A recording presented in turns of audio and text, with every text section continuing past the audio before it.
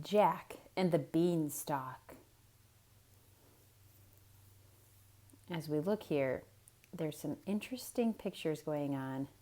It looks like this monster is being come through a tunnel and attacking these pirates. There's a singing harp. There's a chicken laying golden eggs. There's money. And then there's some type of tornado.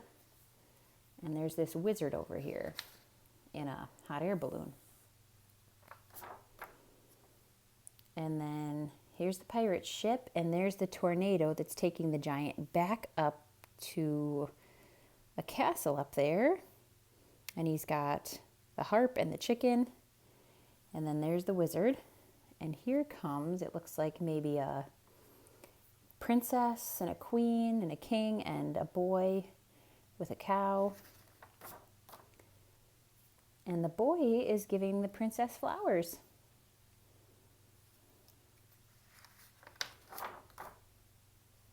And here it looks like the wizard came down. He put an anchor down with his hot air balloon. And it looks like now he is writing this book. You can see there's a rectangle here for this page and two rectangles there for these two pages. Okay, there's a lot in these drawings. There was once upon a time a poor widow who had an only son named Jack and a cow named Milky White.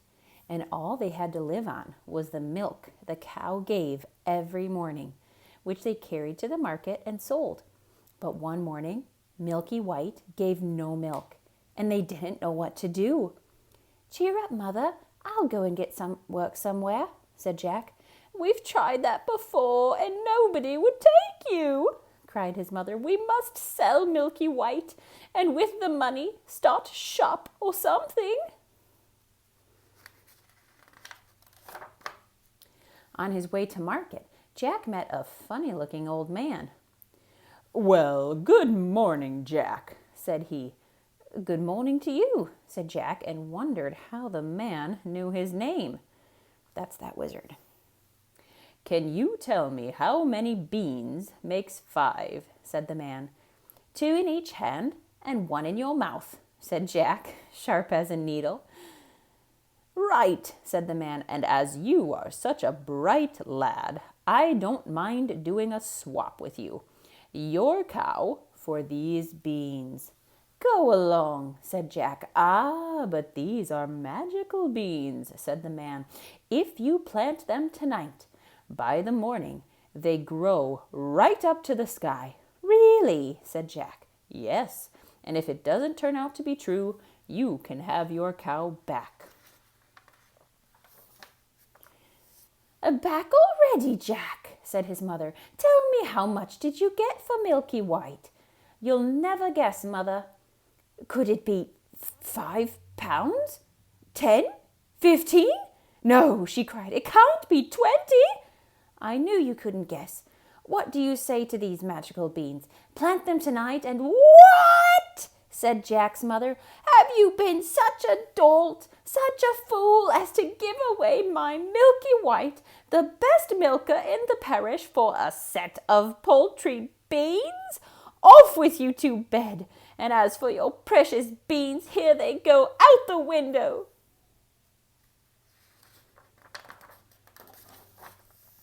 So Jack went upstairs to his little room in the attic, and sad and sorry he was, to be sure, as much for his mother's sake as for the loss of his supper. At last he dropped off to sleep. And do you see what's happening? 1, 2, 3, 4, 5 beans.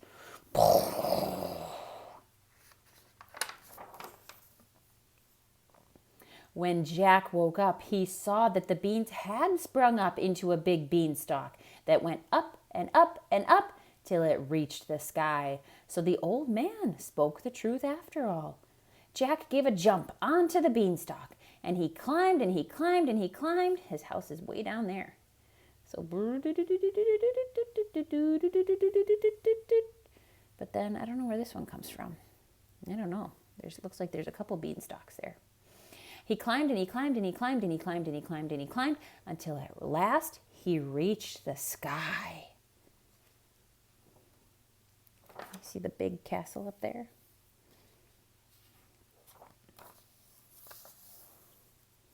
Jack walked along and he walked along and he walked along until he came to a great big tall house, and on the doorstep was a great big tall woman. "Good morning, Mum," said Jack. "Could you be so kind as to give me some breakfast?" "It's breakfast you want, is it?" said the great big tall woman. "It's breakfast you'll be if you don't move on. My man is an ogre, and there's nothing he likes better than broiled boys on toast." "Oh, please, Mum," cried Jack. "I've had nothing to eat since yesterday morning. Really and truly, Mum, I may as well be broiled as die of hunger." Oh, sorry, you couldn't see her face. There you go. You see her face up there.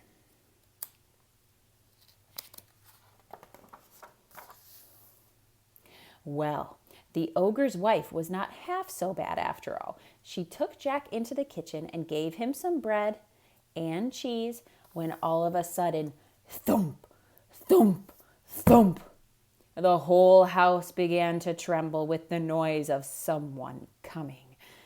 "Goodness gracious me," said the ogre's wife. "Come along quick." And she bundled Jack into the oven just as the ogre came in. You see Jack down here. He was a big one, to be sure. Wife," he said. "What's this I smell?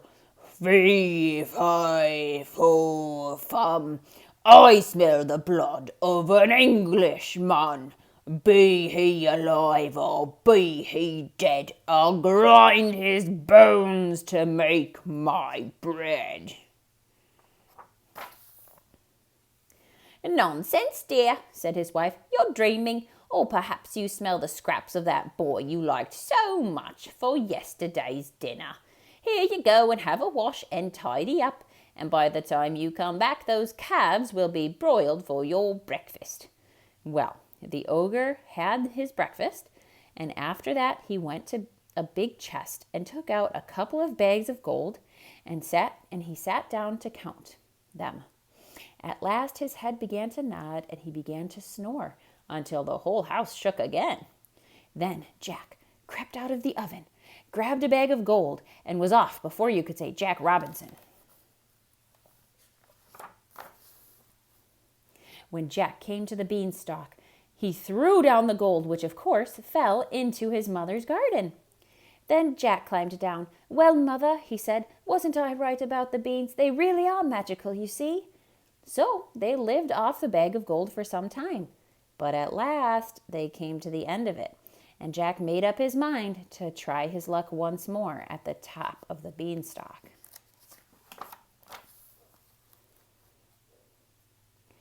One fine morning he rose up early and jumped onto the beanstalk, and he climbed and he climbed and he climbed and he walked and he walked and he walked until at last he came to the great big tall house he had been to before.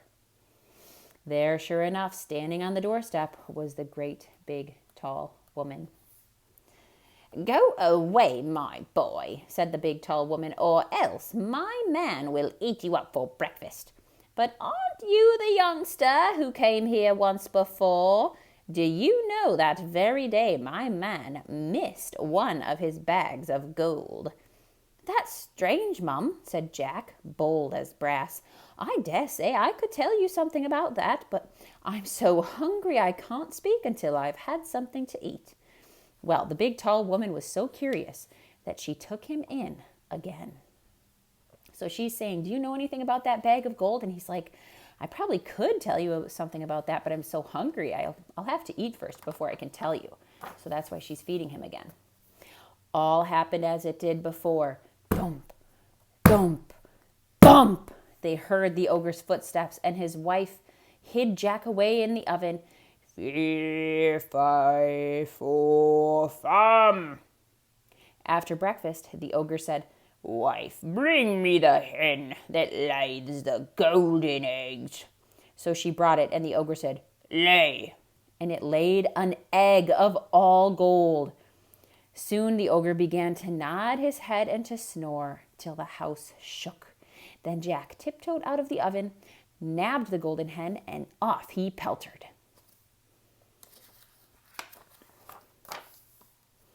But this time the hen gave a cackle that woke the ogre, and just as Jack got out of the house, he heard him roaring, "Wife! Wife, what have you done with my golden hen?" When Jack got home, he showed his mother the wonderful hen and said, "Lay" to it, and it laid a golden egg every time he said, "Lay." Well, it wasn't very long before Jack decided once again to try his luck up there at the top of the beanstalk. This time he knew better than to go straight to the ogre's house. When the big tall woman came out with a pail, he crept into the house and got into the bread box. Okay, I'll move it up a little bit. Do you see him? He's right there, peeking in the bread box. He hadn't been there long when he heard, as before, and in came the ogre and his wife. "Fee, fi, fo, fum, I smell the blood of an Englishman. I smell him, wife, I smell him." "Do you, my dearie?" said the ogre's wife. "Well, if it's the little rogue that stole your gold and the hen, then he's sure to have got into the oven." Because remember, that's where he went the other 2 times. They both rushed to the oven, but Jack wasn't there, and the ogre's wife said, "There you are again with your fee-fi-fo-fum." "What?" "Why, of course, it's the boy you caught last night that I've just broiled for your breakfast." She said, "How forgetful I am, and how careless you are not to know the difference between live and dead after all these years."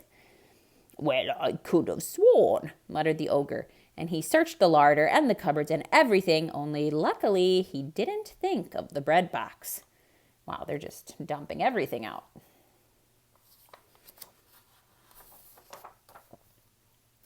After his breakfast was over, the ogre called out, "Wife, bring me my golden harp." So she brought it, and he said, "Sing."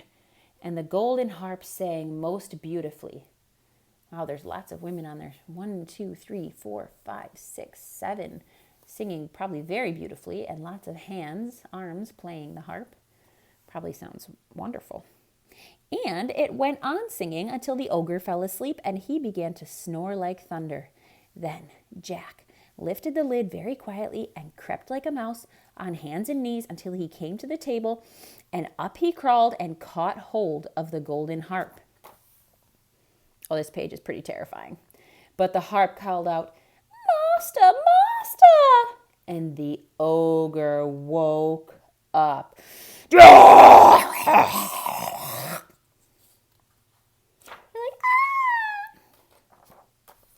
Jack ran as fast as he could, and the ogre came rushing after. Oh, and look, it turned on fire. Well, how did that happen? Oh, I see. He knocked over his candles.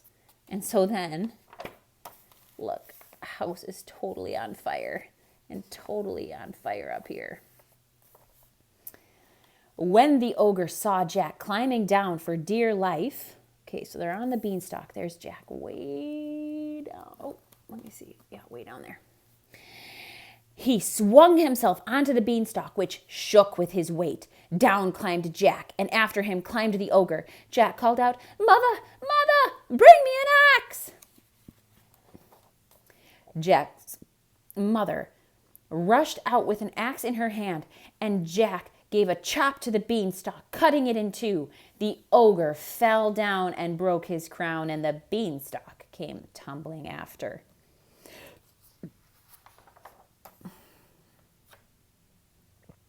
What with showing the golden harp, so maybe like they would show it to people and people would pay, and selling the golden eggs, Jack and his mother became very rich, and Jack married a great princess, and they all lived happily ever after. Oh, look, there it shows. Jack and the princess, and they have 1, 2, 3 kids. And there's the harp and his mother and the hen and a dog and the 4 kittens and the wizard. And he wrote Finis at the end of the book, which means the end. And there's Milky White, and they're going up to the castle, their own castle. The end.